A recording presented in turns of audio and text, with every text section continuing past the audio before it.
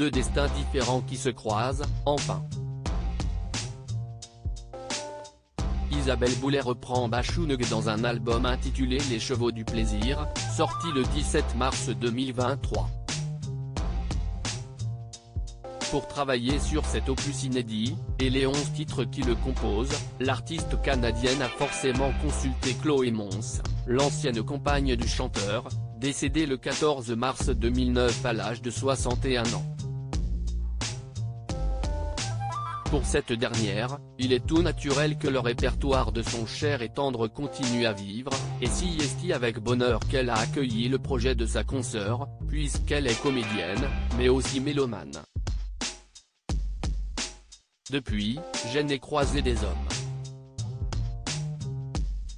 La mémoire musicale passe toujours par la transmission, explique-t-elle dans les colonnes du magazine Paris Match. Donc, oui, si est comme ça qu'on le célèbre et que sa musique continue de vivre.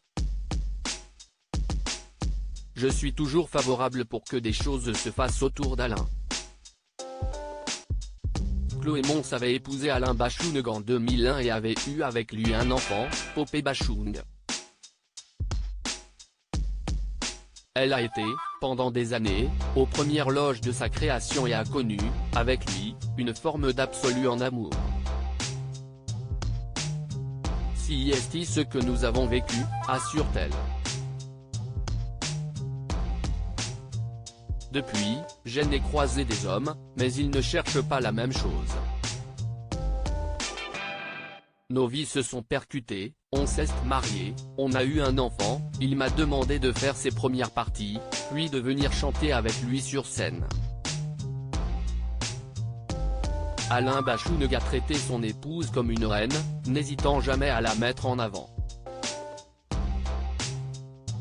Tout comme le fait Éric Dupond-Moretti avec Isabelle Boulay, en acceptant totalement sa vie de chanteuse, divisée entre deux continents, Marcus, son fils, vit au Canada.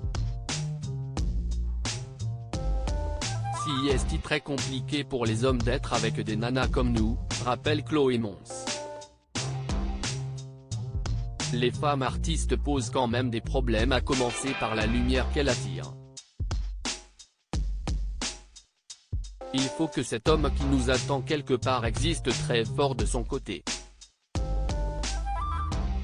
Retrouvez l'interview d'Isabelle Boulay et Chloé Mons dans le magazine Paris Match du 6 avril 2023.